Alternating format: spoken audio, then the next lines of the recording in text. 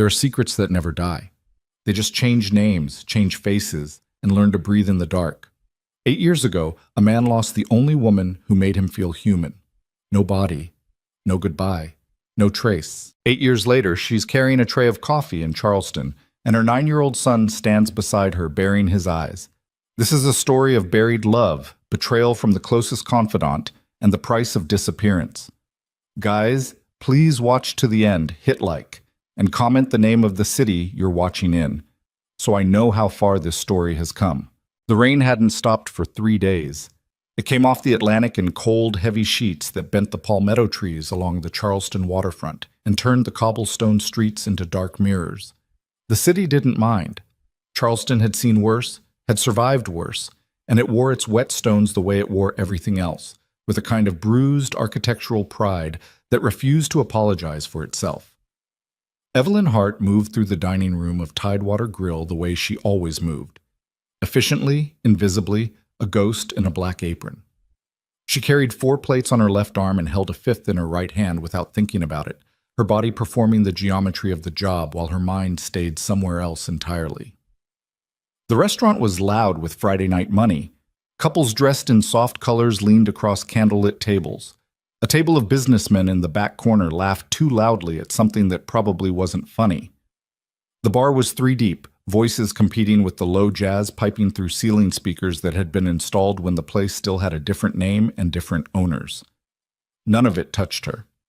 Evelyn set the plates down with quiet precision, recited the specials without hesitation, smiled when smiled at, and moved on. Her dark hair was pinned at the nape of her neck in a way that made her look capable rather than pretty, though she was both. The lines around her eyes were from something other than age.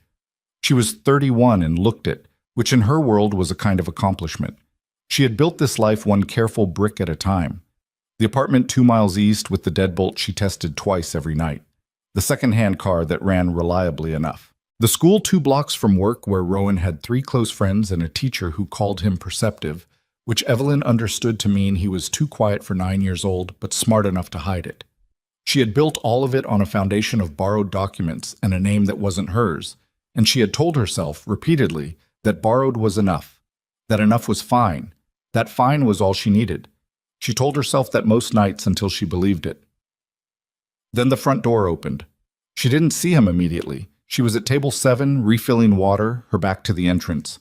But she felt it, felt the specific shift in air pressure that happens when a room unconsciously adjusts itself around a presence it doesn't understand. The conversations didn't stop. The jazz kept going, but something contracted, some ambient animal awareness that runs beneath human noise, and Evelyn's hand slowed on the pitcher. She turned. He was standing just inside the door, shaking rain from the shoulders of a dark coat. Tall. The kind of stillness that wasn't calm. It was controlled. His face was harder than she remembered it, the jaw more set, something behind the eyes that had calcified from grief into something else over the years. He was scanning the room the way he always scanned rooms, measuring, categorizing, already knowing which exit he'd use if he needed one. Evelyn Hart's heart didn't race. It stopped. Then it started again, wrong, off rhythm, like an engine that had been damaged and repaired too many times to run clean. She turned her body before he could turn his eyes to her corner. Set the pitcher down, kept her face toward the kitchen. Don't run. Running tells him everything. The maitre d' was already moving toward him, and Evelyn used that 8-second window to walk, steady, measured, professional, through the swing door into the kitchen. She pressed her back against the stainless steel prep counter and breathed through her nose, slow and deliberate, the way she had taught herself to breathe in the bad years. Marco, the sous chef, looked up from the pass. "You good?" "Dropped something," she said. "I'll get it." He went back to his station. She stood there for 11 seconds, counted them. His name was Kyle Viscari, and she had spent 8 years making sure he would never find her. She should have left then.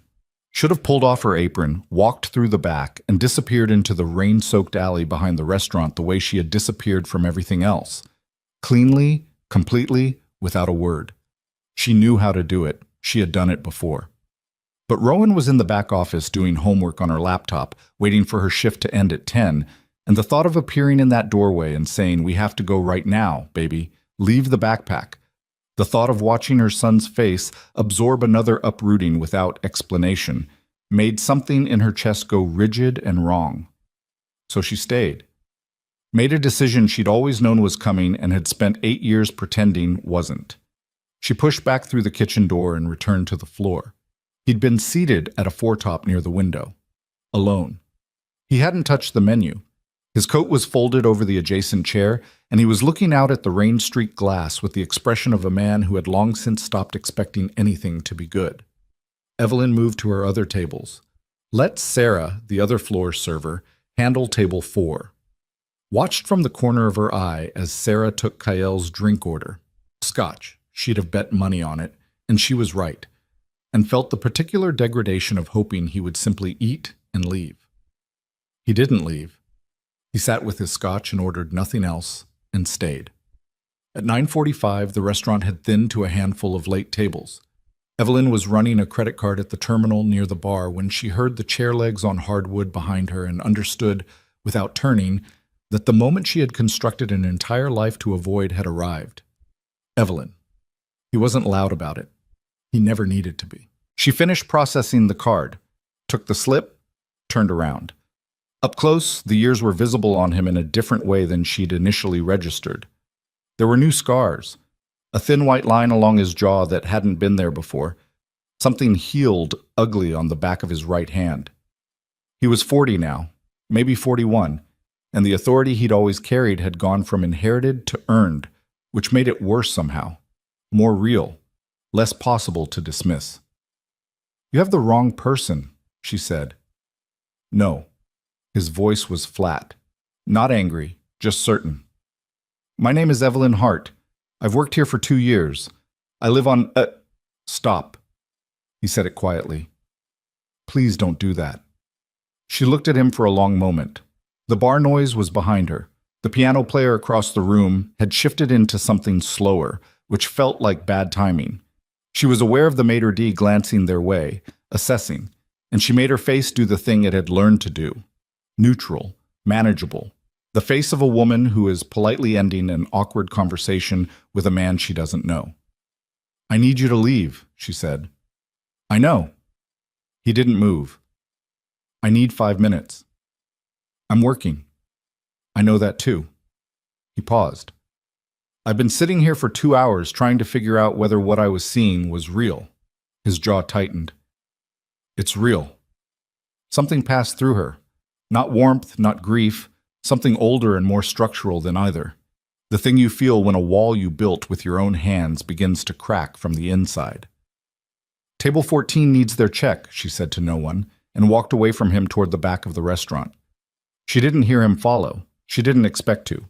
She went to the back office and opened the door. Rowan looked up from the laptop. He was wearing his soccer jersey over a long-sleeve shirt, and his dark hair was going in 4 directions at once. He had her cheekbones and someone else's eyes, and she had spent 9 years teaching herself not to see whose.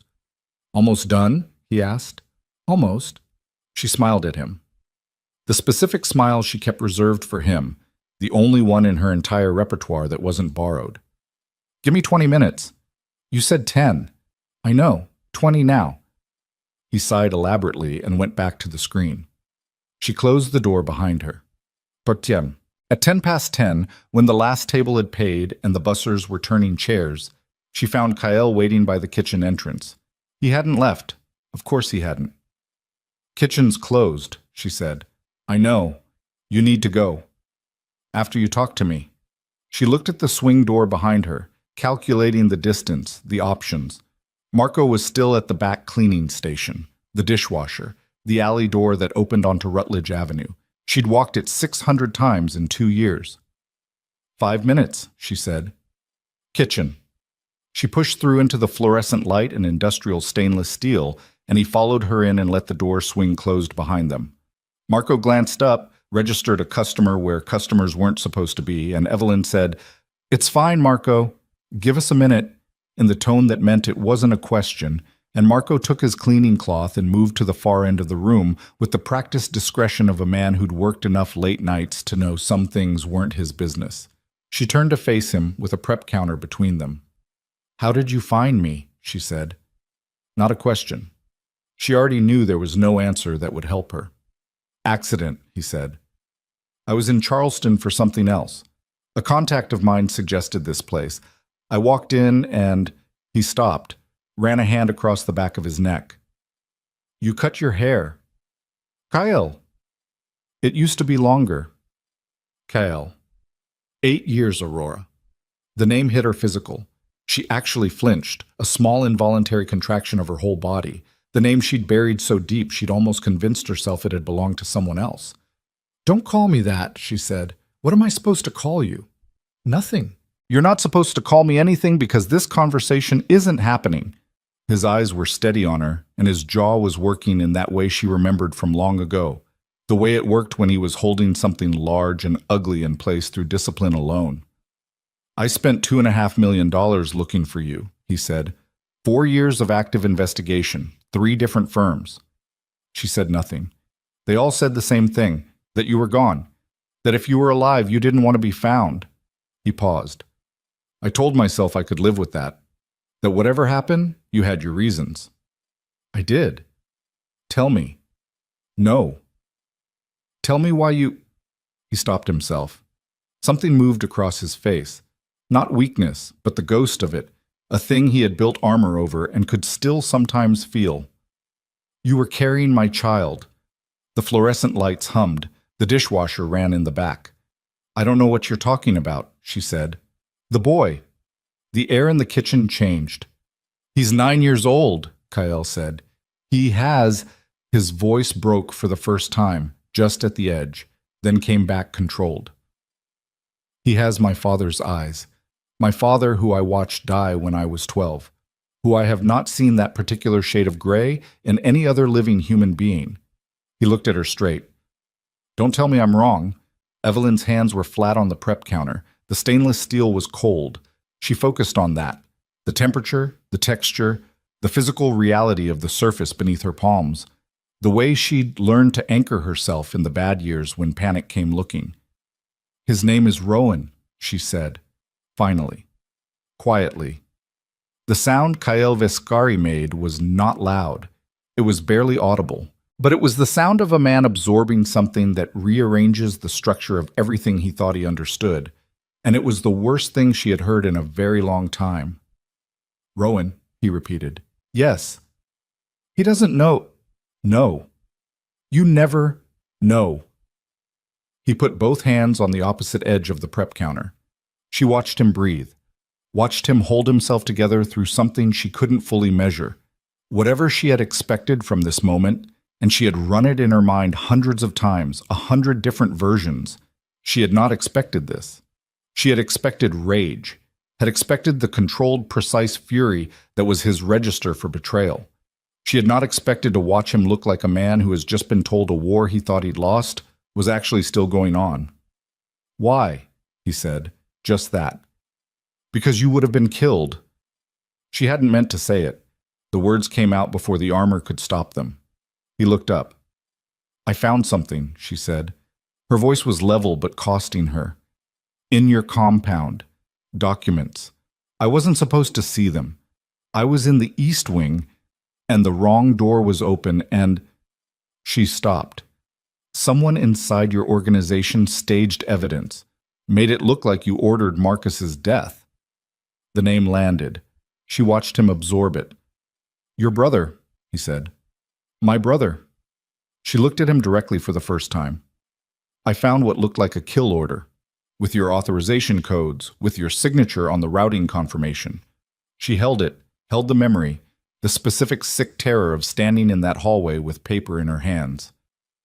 "And 2 days later, Marcus was dead." "Aurora, do not tell me I was wrong." Her voice came out with more force than she intended. "I know what I saw. I know what I believed. And I know that I was 3 months pregnant, and there were men inside your organization who already knew I'd been in that room, and I had—" She exhaled. "I had 48 hours to be gone or be dead, so I was gone." The kitchen was very quiet. Kale's face had done something complex, and she couldn't read all of it. "I didn't order Marcus's death," he said. I know that now. You know, I figured it out eventually. 3 years later, when I was far enough away to think clearly, she pressed her palms harder against the counter. Someone staged it. Someone inside your organization wanted me gone and wanted you blamed, and they used Marcus to do it. He was very still. Who? I don't know. I never knew for certain. The dishwasher cycle ended and the kitchen went quieter still. Outside through the single high window, she could see rain still moving against the dark. 8 years, he said. Yes. You could have… What? She cut him off, not unkindly. Come back? Walked in and said, I'm sorry I disappeared. I've reconsidered. You know what your world is, Kyle. You know what happens to people who know things they shouldn't. I had a child to protect. Something shifted in his expression at that. At child. The word doing something to him she could watch happening in real time. I want to meet him, he said. No.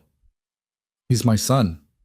He's a 9-year-old boy who has a stable life and a mother who is not going to let you walk in and… Aurora. His voice dropped, went very quiet. I'm not here to take anything from you. I'm not… He stopped. Started again differently. I just need you to understand that I have been looking for you. That I did not… That whatever you saw, whatever you believed, I would not have… He stopped again. The jaw working. I would not have hurt you, or him. She looked at him for a long time. She had known this man for 4 years before she ran, had known him the way you know someone when you are inside their life at its most unguarded, had seen the things he was capable of, both terrible and human, and had loved him with the specific, impractical clarity that comes before you learn better. She had run from what she believed he'd done, not from who he was. That was the part that had always been the most complicated. You need to leave, she said. Tonight. You need to go back to wherever you came from and not… Someone followed me into the city. She stopped. I noticed them outside, 2 vehicles, one on Bay Street, one parked on Broad. His eyes were serious and had gone flat in the specific way they went when he was processing threat. They were already here, before I walked in tonight. He looked at her. I don't think my finding you was as accidental as I believed. The cold in her hands moved up into her chest. Which means, he said slowly, that whoever has been looking for you may have gotten here first. Evelyn didn't breathe for 3 full seconds. Then she turned and walked quickly toward the back office, and before she got to the door, she heard it. Not from inside the restaurant, but from outside, from the alley behind the building. The particular sound of a vehicle that had been running quietly and had just turned off its engine and gone still. She pushed open the office door. Rowan looked up. His face, her son's face, with those gray eyes that she had never once let herself think about too clearly, open and 9 years old and waiting for her. Mom? He said. What's wrong? She crossed the room, picked up his backpack from the floor, and held out her hand. We're going out the front, she said. Right now. He stood without questioning. He had learned in his short life to read the register of her voice when it meant now, and he took her hand and she pulled him toward the door. Behind her, Kyle Vescari stood in the kitchen doorway, and in the alley outside the building's rear exit, someone tested the handle of the door. The handle turned once, stopped.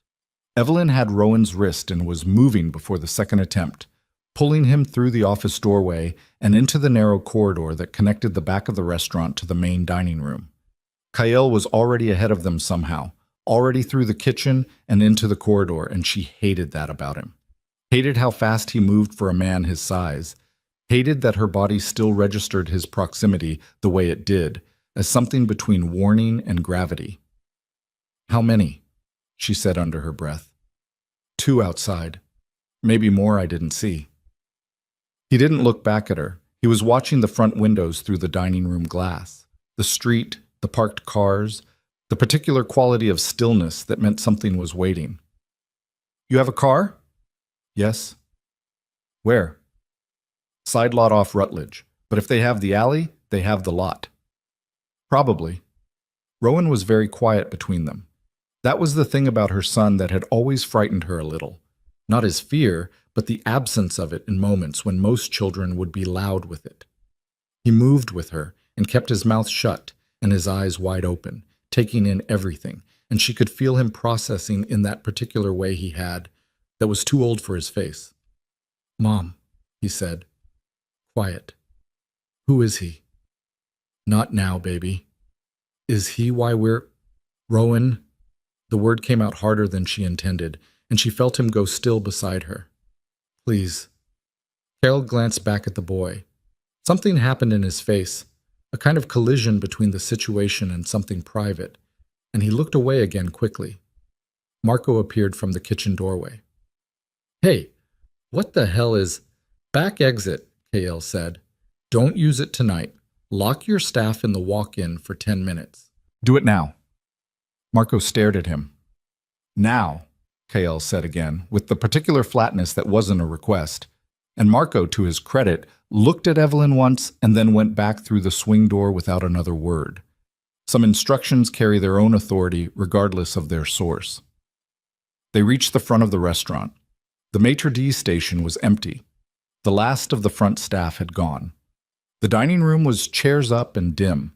Through the front glass, Kael scanned the street for 4 full seconds. Black SUV on the corner, engines off, but there's exhaust vapor. He stepped back from the glass. Side street. Comes out on Wentworth. They'll have that too if they're thorough.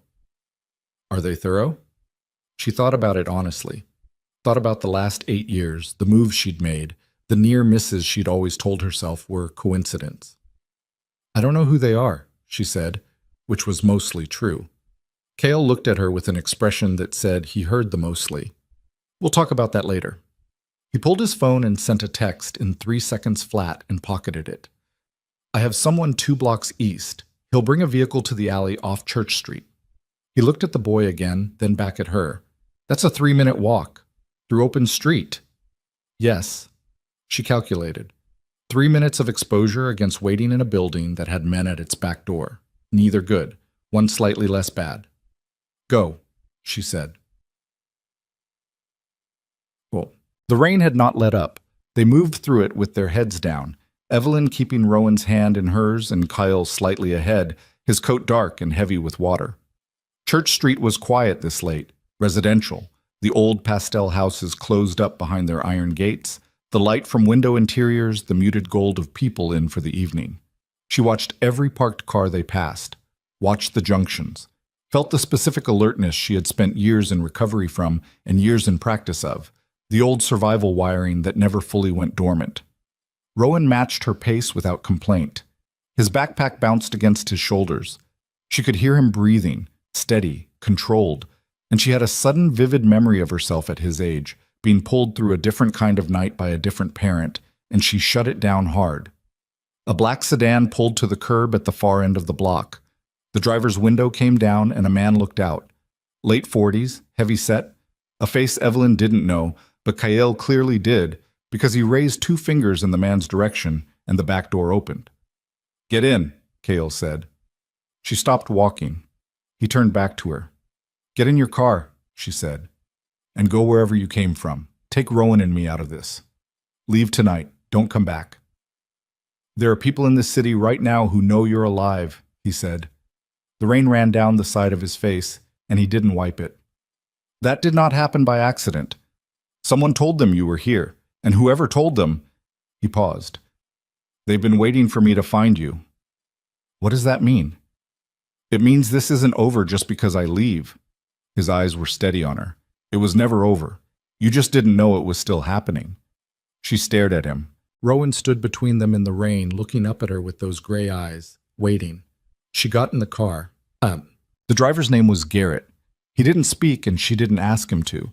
He took them north and then west, away from the waterfront, through the back edges of the city, where the streets widened and the houses spread out, and the darkness between streetlights was longer and more complete. Rowan sat between her and the door with his backpack on his lap. At some point, he had developed an intense interest in the window, watching the wet city slide past, and she understood he was giving her and Kael whatever privacy 2 people could have in the back seat of a moving car. Her son had always been perceptive. His teacher wasn't wrong about that. "Who followed you?" she said. Kael was looking straight ahead. "I don't know yet. I have people working on the plates." How long have you had a tail? I noticed them when I landed. Assumed it was local. Someone who wanted to know my business in the city. He paused. It didn't occur to me they were already here for you. Why were you in Charleston? Business. What kind? The kind that's finished. He turned to look at her. In the moving dark of the car, his face was cut into planes of light and shadow, the older version of a face she had spent years trying to forget. The kind that has nothing to do with this. I need to know if your being here made this worse. I don't know yet. That's not an answer. It's the only honest one I have right now. His voice was controlled, but she could hear the tension underneath it. The same tension she remembered from the nights when something was moving in the dark, and he didn't yet know what direction it would come from.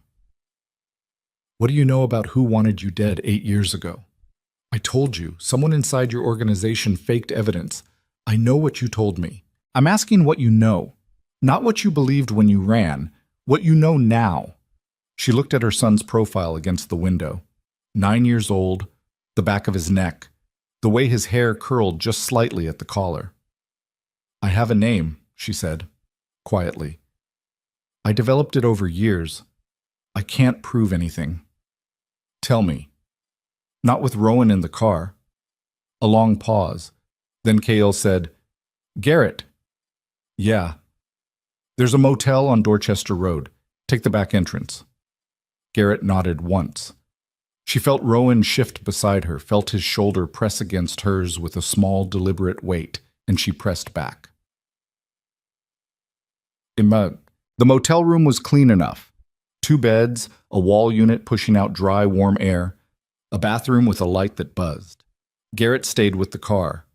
Evelyn got Rowan settled on the far bed with the laptop and his headphones and a bag of chips from the vending machine down the hall, and when she was sure his attention was genuinely inside the screen and not on the room, she moved to the small table by the window where Kyle was sitting with his phone and his 4th expression of the night.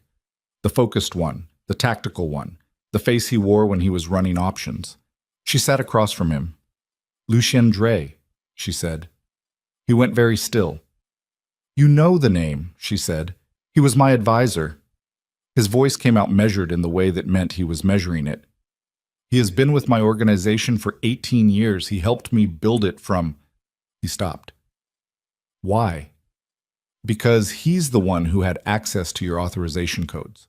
I figured that out 2 years after I left. I was trying to reconstruct it from memory, everything I'd seen in those documents, and the routing structure wasn't yours. It was someone mimicking yours. And the only people who knew your routing protocols in detail were the inner circle. She kept her voice low, kept her eyes on his face. I ran down every person in that circle I could find records of, and Lucien Dre was the only one who had both the access and the motive. What motive? I don't know the full shape of it, but he had been moving resources laterally for at least a year before I ran. Small amounts, slow movements, the kind of thing that disappears inside a large operation if no one's looking specifically. She paused. Someone was positioning to take over, and the only person standing in the way was you. Kyle sat with this. She watched him processing, the discipline of it, the way he didn't let the personal reaction reach his face even when she could see it was there, underneath, pressing up.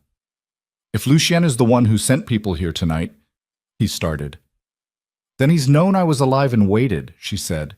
Waited for you to find me. Because me being out in the open was more useful to him than me being permanently gone. She held it for a second. Or he's been watching your search and decided it was time to end it before you got there yourself. Either way, he knew. Either way, he knew. Kyle set his phone face down on the table.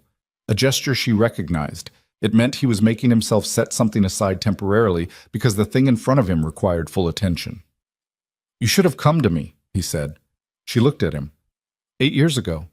You should have come to me with what you found. I just told you the evidence was designed to look like you ordered my brother's murder.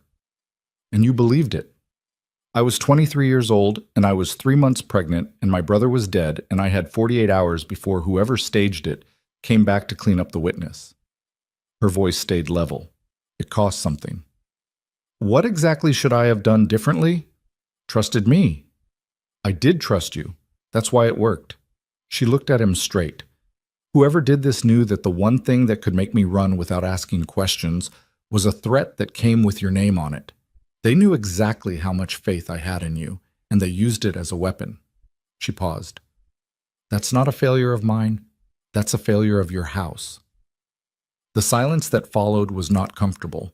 It had the quality of something true settling into a space that hadn't been shaped to hold it. Cale's jaw was working. I know, he said finally. Do you? Yes. He looked up at her. I know. I've known for years that there was something wrong in my organization. I didn't know what it was or where it started. I pulled people, restructured twice. Whatever I was looking for, I couldn't find it because I didn't know what I was looking for. He paused. Now I do. Knowing and being able to prove it aren't the same thing. No. Something shifted in his eyes. But I don't always need proof. She felt a chill that had nothing to do with the room temperature. Don't do that, she said. Whatever you're thinking, don't. Lucien Dre murdered your brother and stole 8 years from... And if you go at him without evidence, without a case, you become exactly what he made you look like in those documents I found. She leaned forward slightly. He wins, even if you kill him, because you become the man he invented. Kael was quiet for a long moment. From across the room, Rowan's headphones leaked faint sound. Some video, some cartoon normalcy that felt surreal in the context of the table where she was sitting. He's good, Kael said. Not looking at her, looking at the boy. She didn't answer. Does he know anything? About his... He knows his father wasn't in the picture, she said carefully. He knows I left a situation that wasn't safe. He doesn't know details. You never told him my name. No. Kael absorbed that. The way he absorbed it was different from the rage she'd expected. It was more like a man absorbing a document, cataloging damage, already moving past emotion into the question of what gets done now. He's going to need to know, he said. Not tonight. No, not tonight. He picked up his phone. Garrett is going to take you somewhere safe. Not a motel, a property. Owned under a company name, nothing traceable. You'll have security. I'm not Aurora. He used the name again, deliberately this time. I know you've been running this on your own for 8 years. I know you're good at it. But whoever is in this city tonight came here because they know I found you, which means they are connected to my world at a level where my resources are the appropriate counter. He looked at her. Let me use them. She wanted to say no, could feel the no sitting right there. Solid and familiar and 8 years in the making. She looked at Rowan instead. One condition, she said. Name it. Nothing happens to Lucien Dre without evidence that holds up. Nothing outside the law. She watched him. I have a son. I need this to end in a way where he doesn't lose his father before he gets to know him. Something moved through Kael's face at father, rapid and unguarded for just a second, gone before she could fully read it. Agreed, he said. She didn't entirely believe him, but she nodded. Garrett drove them to a property off Maybank Highway, an older house set back from the road behind live oaks, the kind of place that looked disused but wasn't. 2 men were already there when they arrived, positioned with the particular posture of people who were paid to look at the perimeter instead of at the house. Evelyn clocked them immediately, clocked the sight lines, clocked the exits.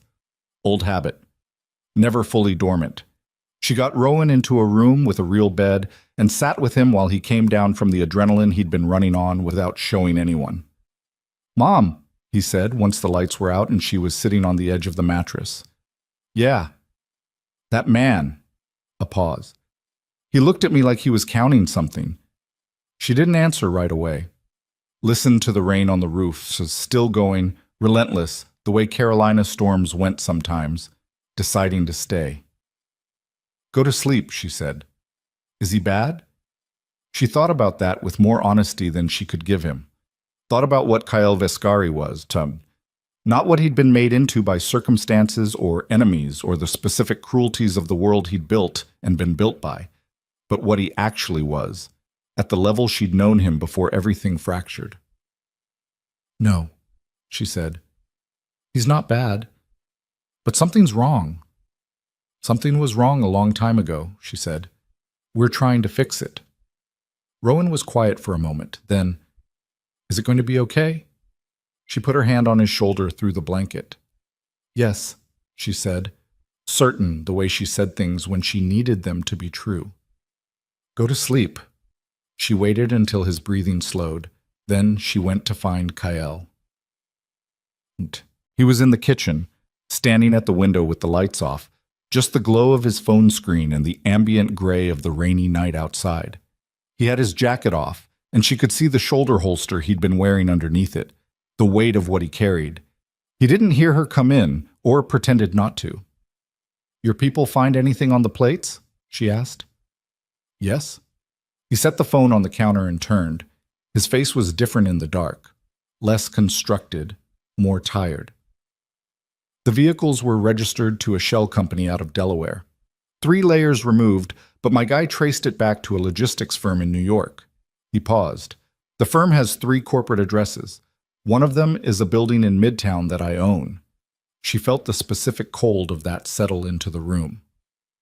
So it's him, she said. It's him. He said it without inflection, which was worse than if he'd said it with rage. He used my own company structure to fund the people he sent here tonight. A pause. Which means he's been running operations out of my infrastructure for, I don't know how long. Long enough. Yes. He picked up the phone again, put it down.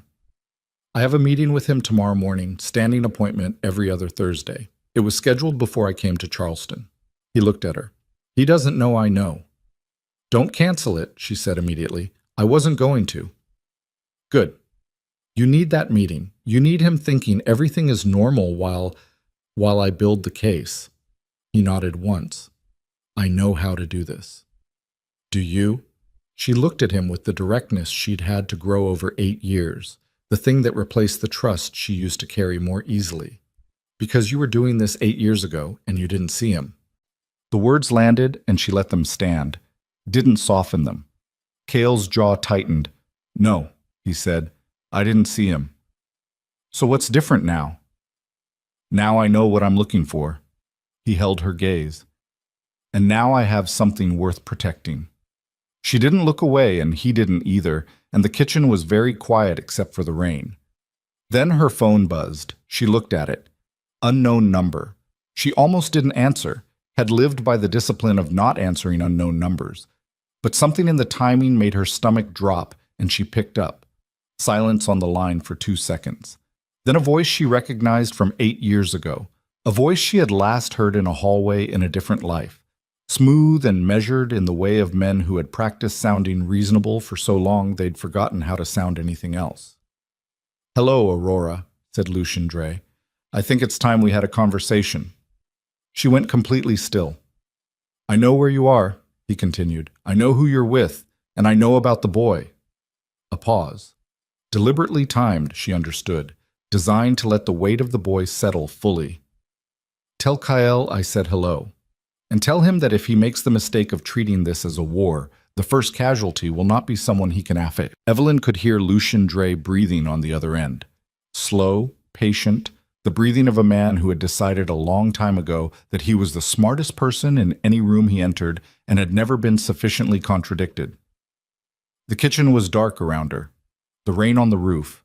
Kyle 3 feet away, watching her face read the situation before she'd said a word. She put the call on speaker. Say that again, she said. I said the first casualty will not be someone Kyle can afford to lose. Lucien's voice was the same as she remembered it, baritone, unhurried, with the faint trace of old money somewhere in the consonants. I want to be very clear that this is not a threat. It's a description of reality. Kyle operates best when the variables are contained.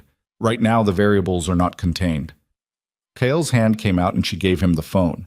His face had gone to the flat tactical register, but underneath it she could see something operating at a different temperature entirely. Lucien, he said. A brief pause. Kyle, I'm glad you're both in the same room. It simplifies this. Where are you? Comfortable. Don't waste the question. A pause. I want to tell you something, and I need you to hear it without reacting. Can you do that? Talk. Everything you think happened 8 years ago, you have about 40% of it, maybe less. Aurora has a different 40%. Neither of you has the part that changes what the other 40 means. A slight pause, as if he were choosing the next words with genuine care. I'm willing to give you the complete picture, in person. Tomorrow morning, our meeting, as scheduled. And in exchange, Kael said, in exchange, you come alone, you come without having done anything irreversible tonight, and you listen before you decide what you want to do. Another pause. The boy stays out of it. That was never my intention, and it will not become my intention. I need you to believe that. Kael's eyes moved to Evelyn. She shook her head once, small, precise, meaning don't trust it. I'll be there, Kael said. Good. The line went quiet for a moment. Kael, I did what I did for reasons that made complete sense at the time. I still believe that, but I'm old enough to understand that belief and correctness are not the same thing. Another pause. Get some sleep. The call ended. Kael set the phone on the counter with the deliberate care of a man not throwing it through the window. Don't go, Evelyn said. I have to go. He's setting the terms. He chose the location, the time, the conditions. I know. He turned to look at her. And he's right that I don't have the whole picture. Neither do you. His jaw was tight. He said there's a part neither of us has, the part that changes what we think we know. That's a manipulation. That's designed to get you into a room. Maybe, he picked up his jacket. Or maybe there's something real in it, and I've been running an incomplete investigation for 8 years because I didn't know what piece I was missing. He looked at her steadily.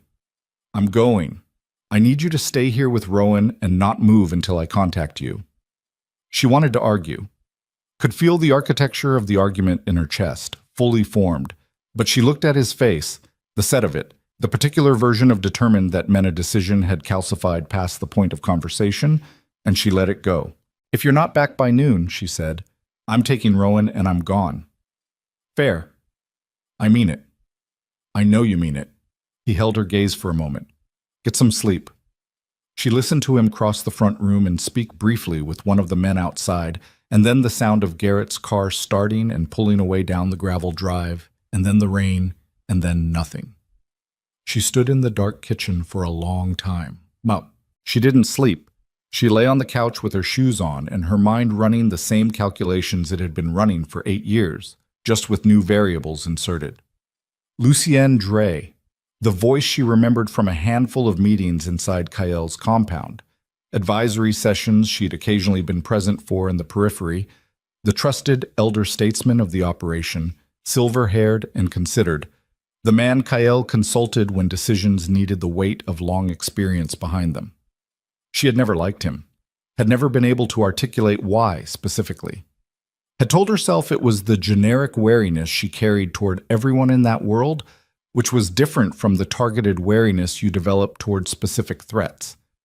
Maybe she should have trusted the generic wariness more. At 5 a.m, Rowan appeared in the doorway in his socks, his hair wrecked from sleep, carrying the laptop against his chest like a shield. Couldn't sleep either? She asked. Bad dream? He crossed the room and sat beside her feet on the couch without asking permission, the way he'd done since he was small. Where'd the man go? He had something to do. Is he coming back? She looked at her son's profile in the gray pre-dawn light coming through the window glass, the line of his jaw, the particular way he held his shoulders when he was trying to be older than he was. Yes, she said. Rowan nodded slowly, processing something, then, he's my dad. She went very still. Rowan, I'm not asking. His voice was quiet and completely certain in the way of children who have been turning a thing over in private for long enough to arrive at their own answer. I'm saying it because it's true, and because you look at him the way you only look at things that matter. He glanced at her. And because he looks at me like he's trying to figure out how to say sorry for something. She opened her mouth, closed it.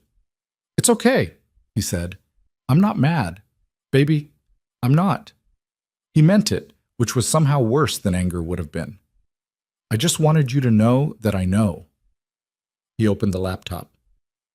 I'm going to watch something. She put her hand on the top of his head, and he let her, and they sat like that in the dim room while the rain finally, slowly began to ease. Kael arrived at the meeting 20 minutes early. The location was a private dining room above a members club in the French Quarter of Charleston, a place that operated without advertising itself, the kind of establishment that existed because certain categories of business required a room without ears. Kael had used it for 15 years, so had Lucien. The room was already set when he arrived. Coffee, 2 cups, a window that overlooked the wet street below. No one else present. Lucien arrived at exactly 9, came in without knocking, hung his coat, sat down, and poured himself coffee with the ease of a man in his own house. He was 63. Silver hair kept short, face that had aged into something distinguished from something merely handsome, a dark suit that fit him well. He looked like what he had always looked like, the kind of man institutions trusted. "You look tired," Lucien said. "Talk," Kael said. Lucien sipped his coffee, unhurried. "I'm going to tell you something, and it's going to be difficult to hear. I'm asking you to hold whatever you feel until I've finished. I'll decide what I hold." "Fair enough." Lucien set down the cup. "Marcus Vale didn't die because of me." The room was very quiet. "Marcus Vale," Lucien continued, "was working for a federal task force for 14 months before his death. He was Aurora's brother, and he loved her genuinely, and he spent 14 months feeding information about your organization to a federal prosecutor's office in New York." He paused. "I found out 6 weeks before he died. I brought it to you." Kael's hands were flat on the table. "You never—" "I did." Lucien's voice didn't rise. "March, 8 years ago, you and I sat in your study for 2 hours. I told you everything I had confirmed about Marcus, the handler, the case file reference number, the specific operations he had compromised." He looked at Kael directly. "You told me to handle it." The silence had a different quality now. "I didn't," Kael started. "You said, 'Handle it. I don't want to know the details.'" Lucien's eyes were steady. "Those were your exact words. I have never forgotten them because I spent the following 8 years living inside what they cost." He paused. "I didn't want to. I want to be clear about that. Marcus was 26 years old, and his only crime was believing he could dismantle something that couldn't be dismantled from the outside. But you gave me an instruction, and I followed it, because that is what I had always done, and because I did not yet understand what it would set in motion." Kael was not moving, was not breathing, or was breathing in a way that produced no visible evidence. "Aurora found the documents because I wasn't careful enough," Lucien said. "The routing confirmation, the authorization codes. She saw something she wasn't supposed to see, and she drew the only conclusion the evidence supported." He paused. "But the authorization codes were real, Kael. She wasn't wrong about what ordered Marcus's death. She was wrong about who gave the original instruction." The room expanded and contracted around a fact that Kael was trying to hold at a distance and failing. "You're saying he started. "I'm saying you gave an instruction without fully meaning it, in the way powerful men sometimes do. And I executed it in the way men who have served powerful men too long sometimes do." Lucien's voice was not accusatory. It was worse than that. It was accurate. "I made a catastrophic error, and then, to protect myself, I engineered a secondary deception. The documents Aurora found were designed to point back to you without pointing back to me. I needed her gone before she could investigate further, and I needed you blaming yourself if you ever pieced it together, because a man consumed by guilt doesn't look outward for the source of his wound." Kael's jaw had gone rigid. "The men I sent to Charleston last night were not to harm her," Lucien said, "or the boy. I need you to believe that." "Then what were they for?" "To contain the situation. To ensure that whatever conversation you and Aurora had didn't move in a direction I couldn't manage." He paused. "I have spent 8 years managing this. The case against your organization, Marcus's case file, was never fully closed. There is a prosecutor in New York who has been waiting for a reason to reopen it. If Aurora resurfaces, if she talks to the wrong people, if she decides that the woman she buried can be exhumed for the purpose of justice, you were protecting yourself, Kael said. Yes. Lucien said it without flinching. I was protecting myself and by extension everything we built together, which was also protecting you. Whether you choose to see it that way is your decision. Kael stood up from the table. Sit down, Lucien said. Don't sit down. The voice had changed, the patient reasonableness gone, something older and harder underneath it. Because there is still the part you don't have, the part I told you about last night. And you need to hear it before you do whatever you're already planning to do. Kael stood at the window for 3 seconds. Then he sat. The federal prosecutor, Lucien said, has a source still active inside your organization. Not Marcus. Marcus is long dead. A different source. Someone currently in your inner circle, currently attending your operational meetings, currently passing summaries to a federal handler every 2 weeks. He let that sit. I identified them 4 months ago. I have not told you until now because I needed to understand the full scope before I brought it to you. He paused. The source is Garrett. Something cold moved through Kael from the base of his spine. Garrett, who had picked them up off Church Street in the rain last night, who had driven Evelyn and Rowan to the safe house off Maybank Highway, who was, at this moment, positioned outside that house with knowledge of its location, its layout, and its security. Kael had his phone out before Lucien finished the sentence. He called the security line for the Maybank property. It rang 7 times. No answer. He called the second number. The man he had stationed at the east perimeter. Rang 4 times. Voicemail. Kael was already moving, already through the door and into the hallway, coat in his hand, and he heard Lucien say something behind him, but it was already just sound, already just noise, already buried under the specific focused terror of a man who has just understood that the danger he moved his family away from last night was driven directly to them by his own hand. He hit the stairs at a run. Chet. It took him 19 minutes to reach the Maybank property. The front gate was open. Not forced. The code had been entered correctly, which meant Garrett, or someone with Garrett's code, had opened it from the outside. The 2 men he'd stationed at the perimeter were zip-tied to the iron fence at the side of the property, conscious, furious, and unable to reach their phones. Kael cut them loose with the knife he kept at his ankle and didn't stop moving toward the house. The front door was unlocked. He went through fast, low, clearing the entry hall, the main room, the kitchen. Everything still. Coffee mug on the counter, Rowan's backpack on the floor by the couch, unzipped, a library book half pulled out. Evidence of a morning interrupted, not a morning ended. No violence, no blood, nothing overturned. He cleared every room. Empty.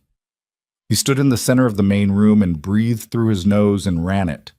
Garrett had known the location since last night. If he'd wanted them taken, they could have been taken in the night. He hadn't moved then. He'd waited until morning, until Kael was across the city in a meeting, until the security detail was manageable. That timing was deliberate, which meant this wasn't a kill order. Not yet. This was a removal. Containment. Someone had taken Aurora and Rowan as leverage. His phone buzzed. Unknown number. He answered. They're safe. Garrett's voice, professional, unhurried. I need you to understand that they are not harmed and will not be harmed if you do what I'm going to ask. Where are you? That's not how this works, Kael. Listen. The professional tone cracked slightly, just at the edge. I didn't want this. I need you to know that. I've been trying to find a way out of this for 2 years, and there isn't one. And the people I answer to decided last night that the situation had become uncontainable. A brief pause. They want the files, the operational archive, everything in the encrypted server at your New York office, full access, transferred to an external drive, left at a location they'll specify. You have 6 hours. And if I give them the archive, they walk away. You get Aurora and the boy back. Everything ends. And if I don't? Silence on the line for 2 full seconds. Garrett. Kael's voice went to a register he rarely used. Very quiet, very specific. The register of a man saying the last words before something breaks. If anything happens to that boy, 6 hours, Garrett said. I'm sorry, Kael. I genuinely am. The line went dead. Cale stood in the empty house with his dead phone and the sound of the last of the rain dripping from the eaves, and he understood that in the space of 12 hours he had found his son, lost him, been told he had given the order that destroyed his family, and been handed proof that his empire had been hollowed out from two directions simultaneously, from above by a man he'd trusted like family, and from within by a man he'd trusted with the lives of the people that mattered most. He had 6 hours. He had no allies he could currently verify. He had an encrypted archive that contained enough evidence to dismantle everything he'd built, and enough evidence, if properly deployed, to dismantle Lucien Dre and whoever Garrett reported to along with it. And somewhere in this city was a 9-year-old boy with gray eyes, sitting in a room with his mother, waiting for a father he'd only just begun to. 6 hours. Kyle stood in the empty house and counted his assets the way he'd learned to count them 20 years ago. Not what he wished he had, not what he'd had yesterday, only what was in his hands right now in this specific moment with this specific clock running. His phone. 40% battery. 2 contacts he could reach who weren't connected to Garrett's chain and weren't connected to Lucien Izien's. A knife at his ankle. The car Garrett had left in the driveway when he took the security detail down, keys still in the ignition, which was either careless or deliberate, and either way it was transportation. The encrypted archive on a server in New York that 2 separate factions now wanted, and that represented both the greatest danger he possessed and the only real leverage he had. And the meeting with Lucien, which was still technically in progress, which meant Lucien didn't yet know that Kyle had left the room knowing what he knew. He made 2 calls in 4 minutes. The first was to a woman named Solis, not a real name, a name she'd used for the 15 years she'd worked as his forensic accountant, a woman who knew the architecture of his financial empire better than he did, and who operated with the specific loyalty of someone who'd been treated fairly in a world where that was rare. He told her what he needed in 40 seconds. She said she could do it remotely. He told her she had 4 hours, and she said she'd need 3.5 and hung up. The second call was to a man named Petrov, who worked out of a private security firm in Atlanta and who owed Kyle a debt that had been outstanding for 6 years. Petrov answered on the first ring. Kyle gave him the address of the Maybank property and told him to bring 4 men in body armor and to trust no one already on site. Petrov didn't ask questions. That was why the debt had always been worth holding. Then Kyle got in the car and drove. He drove toward the harbor. He knew where Garrett had taken them. Not because Garrett had told him, because Kyle had owned a warehouse facility on the north edge of Charleston Harbor for 11 years, used it for legitimate freight operations and occasionally for less legitimate purposes. And it was the one location in this city that Garrett knew with the detail required for exactly this kind of operation. Garrett had helped him run 2 separate security assessments of that facility in the past 4 years. He knew its blind spots, its entry points, its radio dead zones. It was also, Kyle understood with a particular cold clarity, the location Garrett would have chosen because it sent a message. I know everything about your world. I've been inside it long enough to use it against you. The harbor was gray and choppy under the post-rain sky. The storm had finally stopped, but the water hadn't gotten the message yet, and the surface of the Cooper River heaved in slow swells that slapped against the dock pilings with metronomic regularity. The freight facility was a long, low structure of corrugated steel and old brick at the waterline, surrounded by shipping containers stacked 3 and 4 high that created a geography of narrow corridors and blocked sightlines. Cale parked 6 blocks north and went in on foot.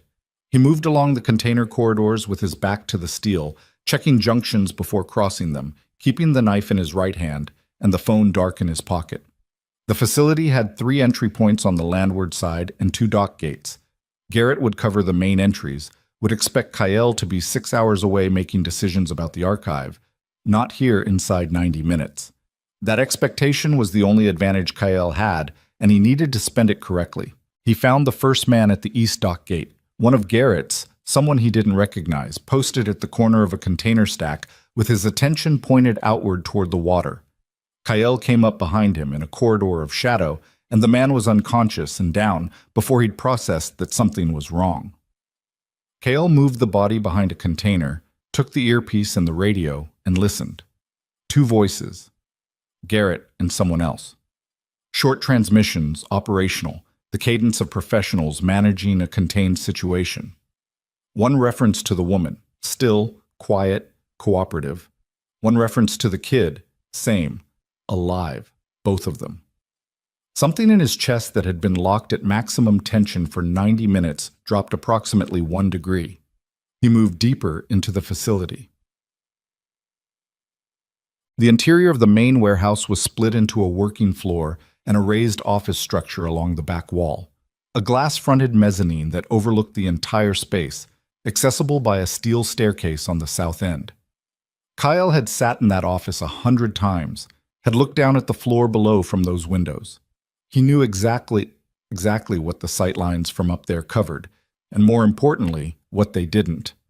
He came in through a loading bay access on the northwest corner, a panel that was supposed to be alarmed, but whose alarm he'd personally disabled 3 years ago during a renovation and never reinstated because he'd forgotten it existed until right now, when he needed it to exist.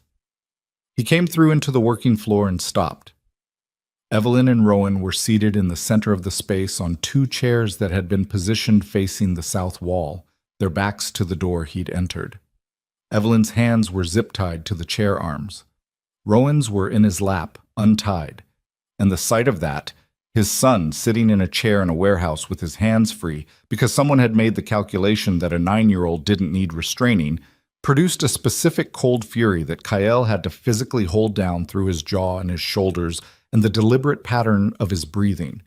Garrett was on the mezzanine above, visible through the glass.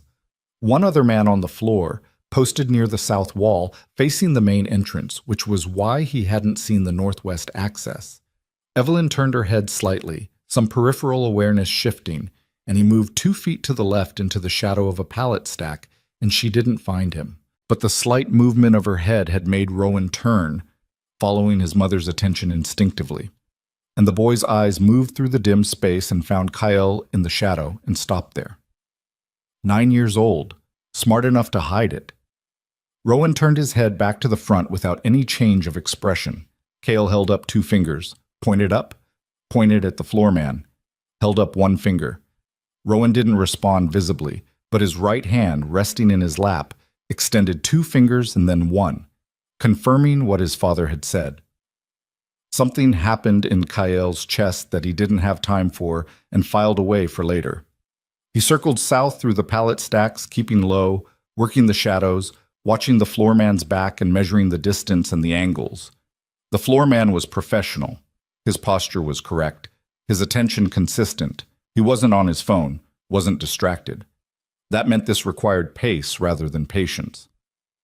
Kyle covered the last 15 feet in 4 quick strides, and the floor man turned just fast enough to register a presence before Kyle closed the distance, and the engagement was brief and violent, and ended with the man on the concrete, conscious but not functional. The radio crackled. "Vance," Garrett's voice from the mezzanine. "Check in."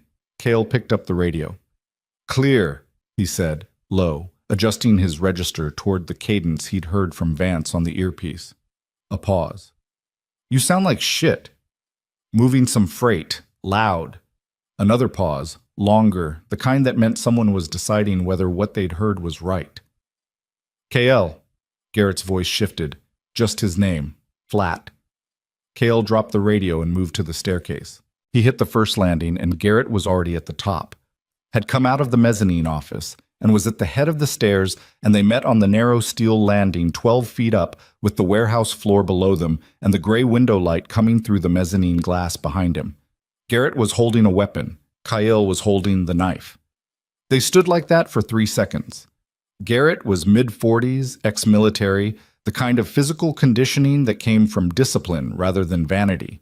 He had worked for Kyle for 7 years. His face right now was the face of a man who had made a sequence of choices he hadn't loved and had arrived at the end of them and found himself here. "Put it down," Garrett said. "No." "Kyle, I don't want." "How long?" The words came out with more force than he'd intended. "How long have you been in their pocket?" Garrett's jaw worked. 4 years. 4 years. He held it. "You drove my son through the streets of this city last night." He was safe. I would not have let... You were in my house. The control in his voice was costing him now. You were in my operation. Every meeting I had, every decision I made, I know. Garrett's voice was rough. I know what I did. I don't have a version of this where I'm the good guy, Kyle. I'm not trying to sell you one. Then what are you trying to do? Finish it. His grip on the weapon shifted, not threateningly, more like he was tired of the weight of it. The people I report to, the task force, the handler, they want the archive. They get it, this ends. You get Aurora and the boy, you walk away from this specific situation, and whatever comes after is a different problem. They're law enforcement. Yes. So they take the archive and they build the case they've been trying to build for 14 years, and they come for me. Garrett didn't answer, which was an answer. Your handler, Kyle said. Name. I can't. Name. Kyle. Is it the same prosecutor? The one Marcus was feeding? Something shifted in Garrett's face. A micro-expression. Fast. Not quite controlled. How do you know about... Name. Holloway. The word came out like it cost something. Rachel Holloway, Southern District of New York. Cale moved. Not toward Garrett. Down. Below the angle of the weapon. One hand on the staircase railing and his body dropping inside the shot radius before Garrett could fully adjust. And the weapon discharged against the ceiling with a crack that split the warehouse air and rained concrete dust, and Kyle drove upward with the knife reversed in his grip. Handle, not blade, and connected with Garrett's forearm with enough force to break the grip. And then they were at the same level on the narrow landing, and it was close and ugly, and neither of them was clean. Garrett was bigger through the shoulder. Kyle was faster, and had the specific motivation of a man fighting for something he'd only just found. It lasted 45 seconds. It covered the landing and part of the upper staircase and finished with Garrett against the mezzanine wall, one arm at a wrong angle, breathing hard, the weapon gone somewhere down to the floor below. Cale stood over him, breathing through his nose, blood from a cut on his cheekbone moving warm and slow to his jaw. Don't get up, he said. Garrett didn't get up. Cale went down the stairs. He cut Evelyn's zip ties with the ankle knife. She stood up immediately, the controlled fury of a woman who has been sitting with her hands bound while things happened that she couldn't affect radiating off her in a way that was almost physical. Her eyes moved over him, the blood on his face, the set of his shoulders, and she made a fast clinical assessment and then turned to Rowan. You okay? She asked her son. Yeah. Rowan was standing, backpack somehow still over one shoulder. He'd had it when they took them, apparently, and no one had taken it from him. He was looking at Kyle. You came fast. Yes, Cale said. I didn't think it'd be that fast. I had a reason to move quickly. Something moved through the boy's face. Not quite a smile, too much held in it to be a smile, something more complicated that he was managing with the particular gravity of a 9-year-old who understood that certain things had weight. We need to move, Evelyn said. Garrett had at least one more outside. Petrov is incoming. 15 minutes. Kyle was already moving toward the northwest access point. There's something I need to do first. What? He stopped. Turned. She was looking at him with the directness she'd had from the beginning of this. The directness that had survived 8 years of being alone with it. Lucien thinks I'm still processing the meeting, he said. He thinks I have 6 hours and no information and no allies.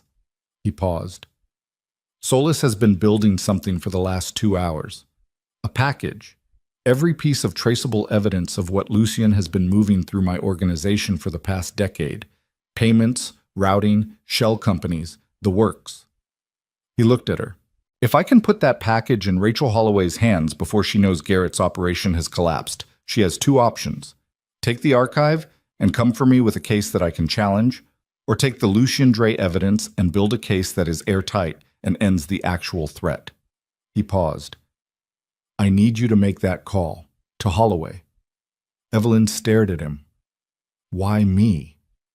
Because you're the one she can't dismiss. You have 8 years of documentation, of living proof that Lucian Dre manufactured evidence and drove a witness into hiding. You're the case she didn't know she had. He held her gaze. If it comes from you, it's real. If it comes from me, it's a criminal trying to trade his way out. She looked at him for a long, still moment. You're asking me to surface, she said. Everything I buried. Yes. Everything I built to stay safe. Evelyn Hart. The life. I know what I'm asking. She looked at Rowan, who was looking back at her with those gray eyes, waiting. If I do this, she said quietly, it has to work. We don't get another version of this. I know. And Lucien Dre will not be a free man inside 48 hours if Solis's package is what I think it is. He said it with the flatness of certainty. Another silence. Then Evelyn held out her hand. He gave her the phone. She dialed the number he gave her. The direct line Garrett had mentioned, the one that bypassed the main task force routing. And it rang twice before a woman's voice answered, professional, slightly guarded. Holloway. My name is Aurora Vale, Evelyn said. Her voice was completely steady. I've been missing for 8 years. I know who killed my brother and why, and I have enough to take down the man who did it. But you have about 40 minutes to decide whether you want to go after him or keep running the case you've been building against the wrong person. A beat of silence, then, where are you? Charleston. But Lucien Dre is still in a private dining room in the French Quarter of this city right now, and if someone doesn't have eyes on him in the next 30 minutes, he will be on a plane by the time you I have assets in Charleston, Holloway said.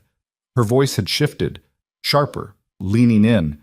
I can have them on location in... The warehouse's main entrance blew in. Not a knock, not a handle.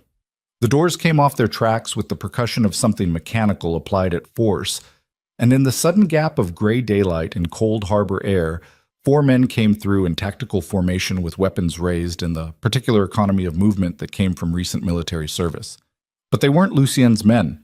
The lead figure came through with a phone to his ear and lowered it when he saw the space and did a rapid sweep, and his eyes landed on Kael. Petrov, Kael said. Told you 15 minutes. Petrov looked at the room. Garrett visible at the top of the staircase, arm at a wrong angle. The unconscious Vance near the south wall, the tableau of a situation already resolved. He looked at Evelyn and Rowan and then back at Kael. You started without me. I was motivated. Kael turned back to Evelyn, who still had the phone at her ear. Holloway still on? Yes, Evelyn said. She wants GPS coordinates. Give her the harbor address. He turned to Petrov. I need a vehicle. Now. Where are you going? Back to the French Quarter. He moved toward the door. Lucien Dre is still sitting in a dining room waiting for me to call him from New York, having made a decision about his ultimatum. He picked up his jacket from the floor, where it had fallen in the struggle on the stairs, and shrugged it on. I'm going to give him his answer in person. Evelyn looked up from the phone. Kael. He stopped. What I said last night. Her voice was low and careful. About not doing anything outside the law. I remember. I mean it now more than I meant it then. He held her gaze across the warehouse floor. His son stood beside her with his backpack over one shoulder and his eyes steady and the gray morning light coming through the broken entrance behind them. I know, he said. He went through the door. The drive back to the French Quarter took 11 minutes through empty post-storm streets, Petrov at the wheel, Kael in the passenger seat with his phone to his ear, and Solis's voice walking him through the final status of the package. 147 separate file fragments, 12 years of traceable transactions, 17 distinct shell company networks, all branching back to the same root structure and the same set of authorization signatures. Not Kael's. Never Kael's. Lucien Dre's name embedded in the architecture of every deception like a signature carved into stone. Send it, Kael said. To the Holloway address? And to 3 other locations. The U.S. Attorney's Office in New York, the Financial Crimes Unit in D.C., and the Charleston Field Office of the FBI. He paused. All simultaneous. That's a lot of agencies, Kael. Yes. He watched the city moving past the window. The old pastel houses, the iron fences, the streets still wet and gleaming from the storm that had finally, completely ended. He spent 18 years learning how to make things disappear. I want to make sure this is the one thing he can't. The car pulled to the curb outside the members' club. Kyle got out, looked up at the window on the second floor where he'd sat across from Lucien Dre less than 3 hours ago and listened to a man confess to the ordered murder of his son's uncle and frame it as a service rendered. Petrov put the car in park. You want backup? No. Kyle, stay here. He straightened his jacket, felt the bruise along his left ribs from the landing fight, the dried blood on his cheek, the particular exhausted clarity of a body that has been running on something beyond adrenaline and is now on the far side of it. If I'm not out in 20 minutes, call Holloway and give her the building address. He went inside. The dining room was exactly as he'd left it. The coffee cups, the window, the rain-dried street below. Lucien Dre was still at the table. He looked up when Kyle came in and read something in his face, the blood, the posture, the speed of his entry. And the patient urbanity shifted, very slightly, into something more guarded. You went to the harbor, he said. Yes. That was faster than... Where's the original order? Kyle closed the door behind him and stayed standing. The one I gave you, 8 years ago. Handle it. Where is it? Lucien paused. I don't keep... You kept everything. You've been keeping everything for 30 years because that's how men like you stay alive, but not through power, but through paper. He looked at him directly. The recording, the documentation, whatever form handle it exists in, you have it, because if you didn't have it, you couldn't use it against me. And if you couldn't use it against me, I would have been in a federal courtroom 6 years ago. Lucien was very still. I'm not here to take it from you, Kyle said. I'm here to tell you that in approximately the last 12 minutes, Rachel Holloway at the Southern District of New York received a complete forensic accounting of every financial crime you have committed using my organizational infrastructure for the past decade. Not mine. Yours. He paused. You have a choice. You can sit in that chair and wait for federal agents who are currently on their way to this building to walk through that door and begin a process that will take 18 months and end with you in a federal prison. Or you can give me the documentation, the original order, everything you have, and I can use it to demonstrate to the same federal prosecutor that the crimes of this organization were committed under duress and manipulation by a man who had infiltrated its leadership at the highest level. That's not, Lucien started. It's not a deal, Kyle said. It's not a negotiation. It's a description of the two versions of what happens in the next hour, and you get to choose which version you're in. He looked at the older man with the flat, complete attention of someone who had finished being afraid of the answer. You spent 18 years making yourself indispensable. You spent 8 of those years letting me believe I was responsible for the death of the woman I loved's brother. You took my son's first 9 years. His voice stayed level. It was the hardest thing in the room. I am not going to put a hand on you. I'm not going to do anything that gives you a story to tell about me that isn't already true. He paused. But I'm going to watch you face what you built. And I'm going to make sure there is no version of this city, this country, or this world where you walk away from. Lucien Dre reached into his jacket pocket. Kyle didn't move, didn't reach for the knife at his ankle or step back from the table. He stood exactly where he was and watched. And what Lucien produced was not a weapon. It was a small black drive, the kind you could buy at any electronics store, the kind that looked like it weighed nothing and contained everything. He set it on the table between them. There are 3 copies, Lucien said, 2 in locations that will surface automatically if I'm arrested without having canceled a standing instruction in the next 72 hours. He looked at the drive. That one is yours. Kyle didn't touch it yet. The recording, he said, on the drive. Everything is on the drive. Lucien's voice had lost its practiced smoothness, not broken, exactly, but settled into something that had stopped performing. An old man's voice, stripped of its instrument. 31 years of documentation, things that protect me and things that implicate me in equal measure. Including the order. Including the order. He looked up. Your voice, your words, The full context, which does not make it better but does make it different from what you've been carrying. He paused. You said handle it. What you meant was remove him from the operation, relocate him, cut contact. I know that now because I've listened to it enough times to hear what's underneath what you said. A long pause. I chose not to hear it then. Cale picked up the drive. He held it in his palm for a moment, the weight of it, which was nothing, which was everything, and put it in his jacket pocket. The other 2 copies, he said. The instruction will be cancelled. Lucien met his eyes. You have my word. Your word. I understand what that's worth to you right now. He didn't look away. It's all I have left to give. Downstairs through the building's old walls, Cale could hear the sound of vehicles. Multiple. The particular cadence of official arrival, the way federal agents moved, organized, and unhurried, the sound of authority that didn't need to announce itself. Lucien heard it too. He looked at the window, at the street below, at something past the glass that wasn't visible from where Cale was standing. His face went through several things in a short span, and then it went still in the way of men who have finally reached the thing they'd been running toward and running from simultaneously, and found it to be exactly what they'd always known it was. I built more than I destroyed, he said quietly. Not to Cale specifically, to the window, to whatever accounting he was running internally. I want that to mean something. It doesn't change what you did. No. He folded his hands on the table. But it's still true. Cale moved to the door, stopped with his hand on the frame, didn't turn around. Aurora's brother, he said. Marcus, he was 26 years old. Yes. He was trying to do something he believed in. Yes. And you killed him for it. The room was quiet. Outside, the sound of footsteps on the building's front steps. Yes, Lucien said.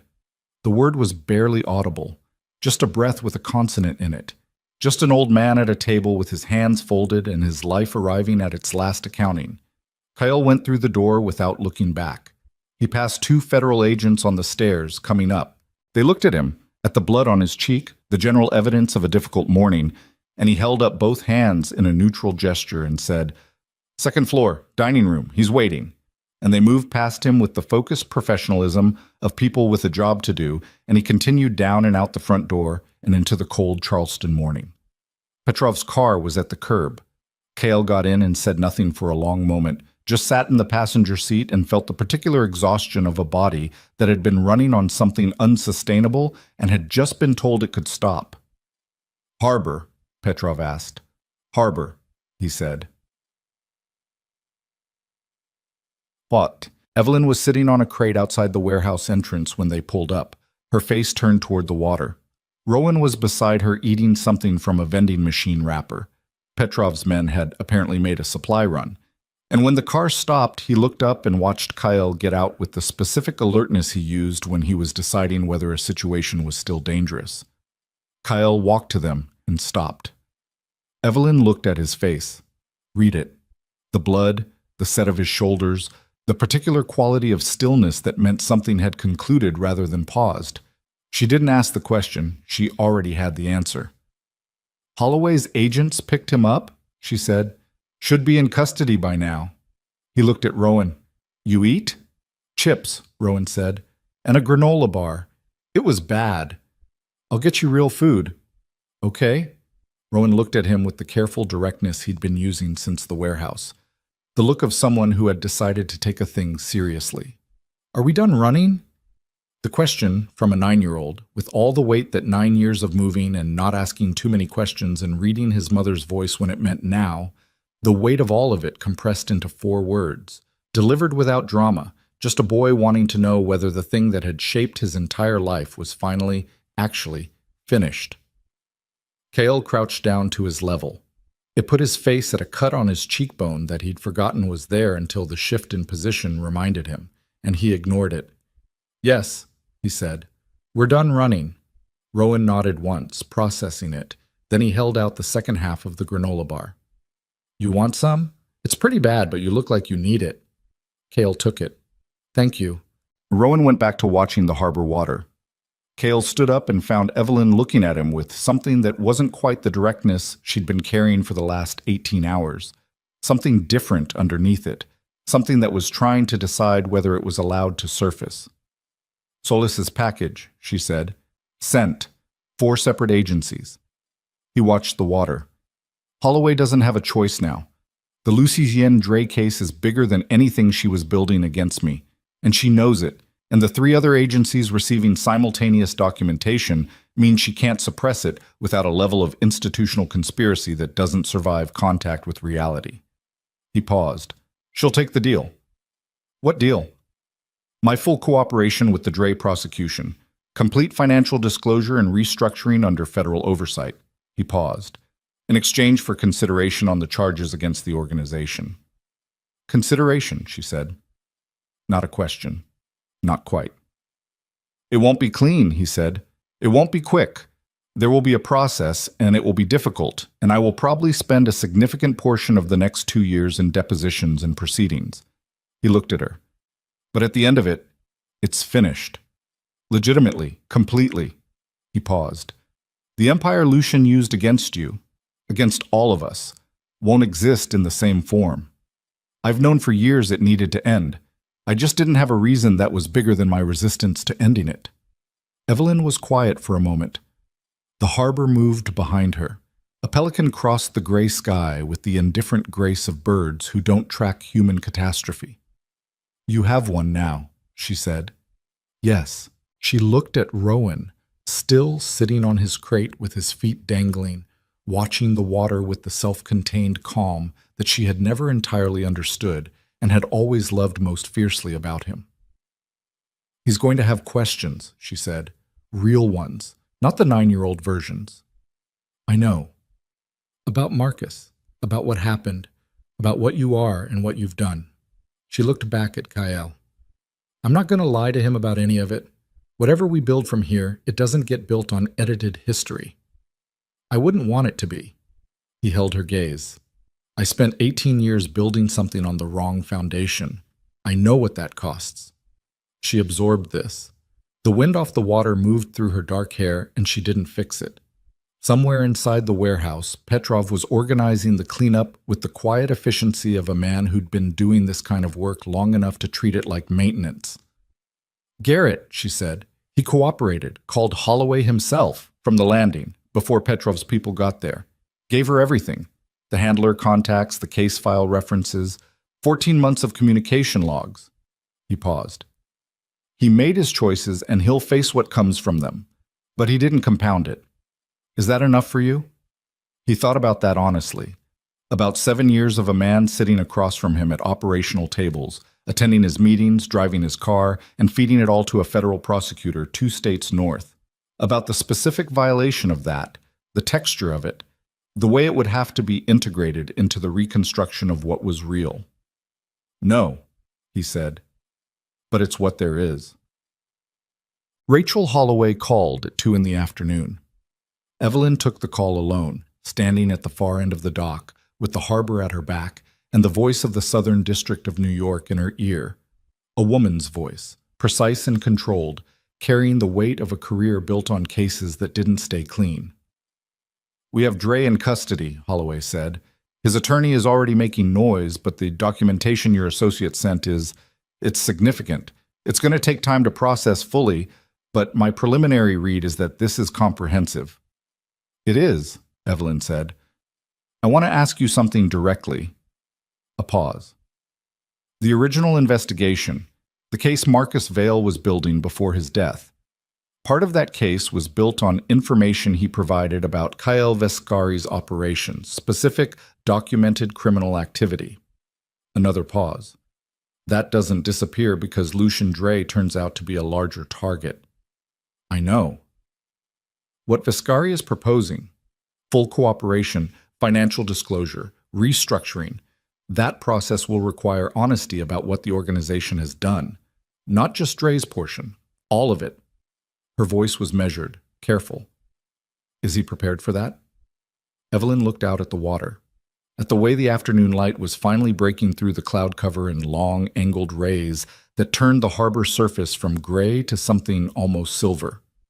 He was prepared for it before he knew about Rowan, she said. He's more prepared now. A long pause. The child, my son, is not part of this conversation. I understand. I'm only asking but my son is 9 years old and he has nothing to do with any documentation, any case, any proceeding. He is completely outside this. Her voice was even and absolute. That's a condition, not a request. Another pause. Then, quietly, understood. That's not where we're going. Holloway's voice settled into something more human than prosecutorial. Ms. Vale, Aurora, you've been gone a long time. Yes. Coming back into this it's going to have a cost. Your testimony, your documentation, what you saw 8 years ago. It's all relevant. It will all be used. A pause. I want to be honest with you about what this process looks like. I've been honest about hard things for 8 years, Evelyn said. I can handle the process. I believe you. A brief pause. We'll need to meet. Soon. Tell me when and where. The call ended. Evelyn stood on the dock for a moment longer, not thinking exactly, just existing in the specific aftermath of a decision that had been made and couldn't be unmade, and was, she understood with a bone-deep clarity, the right one. She turned back toward the warehouse. Rowan was standing at the end of the dock, 20 feet behind her. He had walked up quietly while she was on the call, had that from her, the ability to move without announcing himself, and was watching her with his hands in the pockets of his soccer jersey and the wind off the water doing things to his hair. Were you listening? She asked. Some of it. He walked toward her. You're going to have to testify about stuff. Yes. About my Uncle Marcus. She looked at him. 8 years of not talking about Marcus, of keeping her brother a private grief, a sealed room, and her son saying his name out loud in the afternoon harbor air with the matter-of-fact gentleness of someone who had pieced a story together from the fragments she'd never realized she'd been leaving. How do you know about Marcus? She asked. Your notebook, the one in the blue cover that you've moved every time we moved. He met her eyes. I looked once, years ago. I'm sorry, but I remember what it said. She sat down on the dock boards. Just sat down, right there, her feet at the edge. He sat beside her.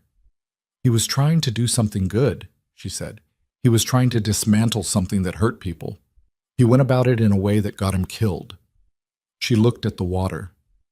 He was 26, and he was brave, and he was wrong about some things, and right about the thing that mattered, and someone murdered him for it. She paused. He would have been a good uncle to you. Rowan thought about this seriously. What was he like? Stubborn. Funny in a way that snuck up on you. He made terrible coffee and was convinced he made great coffee and would not hear otherwise. She paused. He had your laugh. I realized that when you were about 4. Rowan was quiet for a moment. Then, are we going to be okay? Actually okay, not the version where you say yes because I need to hear it. She looked at her son, at the person he had become in 9 years of a life she had built imperfectly and fiercely and with everything she had. I don't know exactly what okay looks like yet, she said. I know it involves staying in one place long enough to find out. She paused. I know it involves your father. She watched his face. I know it involves a lot of things we haven't figured out the shape of. But we're going to figure them out. Yes. He leaned his shoulder against hers. Not a child's lean, a deliberate, considered press of weight, person to person. Okay, he said, like it was a decision. Kyle found them still sitting there 20 minutes later. He came down the dock and stopped a few feet back, recognizing without being told that he was approaching something that had its own gravity and required being asked into rather than assumed. He stood with his hands in his pockets and waited. Rowan looked back over his shoulder, looked at his mother. She nodded once. Rowan stood up, moved to Cale's left, and sat back down on the dock, leaving a space between himself and Evelyn. An obvious space. The architecture of an invitation, from a 9-year-old who apparently had his mother's particular precision, even in the gestures he didn't know he was making. Cale sat down in the space, The three of them sat at the edge of the dock with the harbor moving beneath them and the afternoon light doing its slow work on the water, and no one said anything for a long moment, which was, Kyle understood, exactly right. "How's the cheek?" Rowan said. "Hurts. There's a first aid kit in Petrov's van. I'll get it later. It looks bad." "I've had worse." Rowan considered this. "From what?" "Various things." "Like what?" Cale looked at the boy beside him, the gray eyes, steady and curious and waiting, the same waiting patience that had let him sit in a warehouse chair without showing fear while the situation resolved itself around him.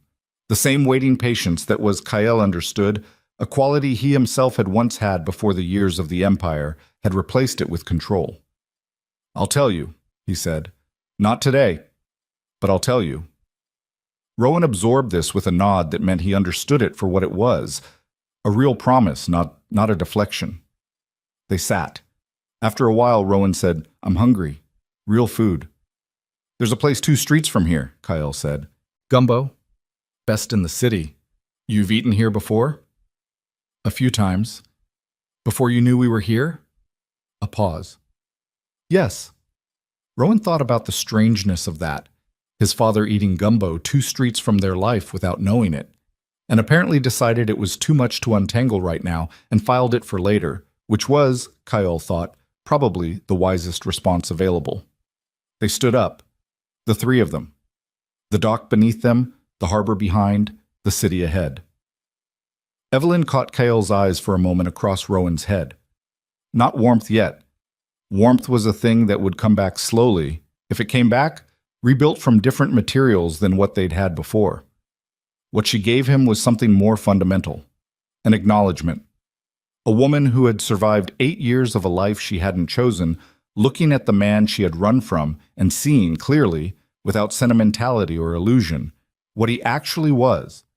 Not what she'd believed him to be, not what Lucian Dre had manufactured, but the actual thing. Flawed and costly, and here, he held it.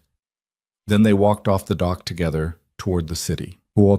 6 months later, Kyle Vescari appeared voluntarily before a federal grand jury in New York and gave 11 hours of testimony over 2 days. He answered every question. He did not minimize, redirect, or request breaks except for lunch. His attorney, who had been preparing for the worst, was professionally surprised by the comprehensiveness of his cooperation.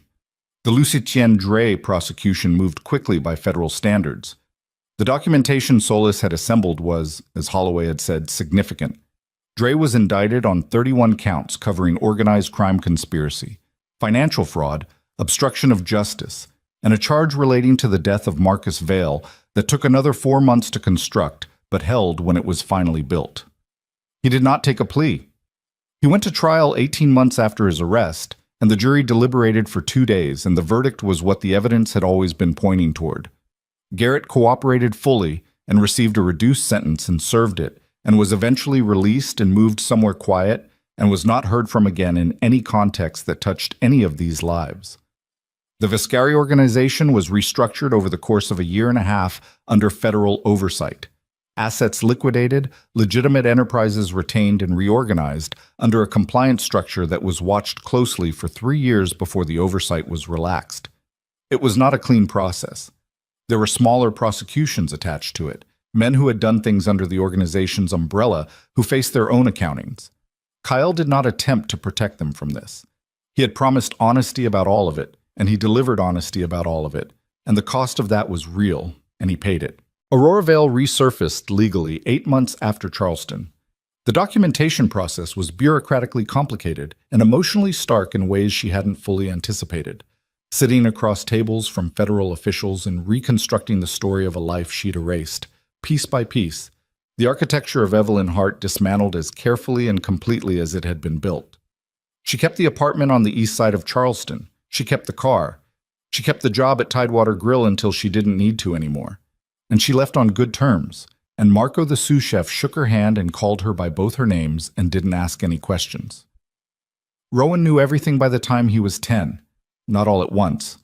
In pieces, given to him at the pace his age could hold, in the honest language his mother had always used with him, because he had always deserved it. He asked hard questions and got hard answers, and he took them the way he took most difficult things, with the particular gravity of a person who had been prepared for complexity since before he knew what to call it. He met Kyl's world gradually. Not the criminal architecture of it that was being dismantled, but the human structure underneath it, the people who had served it, some of whom were worth knowing and some of whom were not. The history of decisions made long before Rowan was born that had shaped the life he'd inherited. He held all of it with more grace than either of his parents felt they deserved. His teacher that year said he was thoughtful, that he asked questions that were older than his face. Evelyn said she knew. On a Tuesday in early November, Rowan had a baseball game in a park off Rutledge Avenue, 4 blocks from a harbor warehouse that none of them mentioned anymore. Kyle arrived late. The depositions had run long, and found a spot on the bleacher beside Evelyn, who had saved it with her jacket and handed him a paper cup of coffee that was cold, and said nothing about the time, just shifted her jacket from the seat and looked back at the field. Rowan was at second base. He was not a natural athlete. He had his mother's economy and his father's stubbornness, which made him adequate rather than gifted. But he covered his position with a focused competence that made the coaches keep him in the starting 9.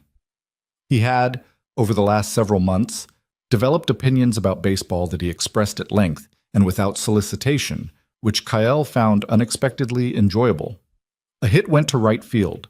Rowan moved, read the trajectory, moved to back up the throw to second, was exactly where he needed to be when the ball arrived. The runner was out. Small play, correct execution, unremarkable to anyone who didn't know what it looked like when a person was developing the habit of being exactly where they needed to be. Kyle watched him trot back to position. The cold coffee was bad. The bleacher was hard. Evelyn's shoulder was 2 inches from his and had been there for the last 4 innings. She was wearing a dark coat he didn't recognize. Something new, something she'd bought for herself in the particular small way of a person who had recently begun to invest in permanence. "He's been working on that read," she said. "The trajectory. He asked me last week how you figure out where a ball's going before it gets there. What did you tell him?" "I told him you watch the hit, not the ball." She paused. "He spent an entire practice staring at batters. Did it work?" "He threw a kid out at first who had no business being thrown out at first." A slight, real smile. "So yes." Cale looked at the field, at his son at second base, hands on knees, reading the next batter. "He's going to be all right," he said. "He already is." She said it simply, without the protective reflex she'd carried it with for years. Just a fact. Her son was all right. She knew this the way she knew the deadbolt and the apartment and her own name. Not as a thing she'd constructed to believe, but as something she could verify by looking directly at it. The game moved forward. The afternoon went gold and then orange across the outfield grass, the specific November light that makes American fields look like they were built for exactly this, for exactly these ordinary stakes. In the 7th inning, Rowan hit a line drive into the gap in left center that scored 2 runs and sent him to third base standing, and the small crowd made the noise small crowds make for this kind of moment, disproportionate and genuine and local.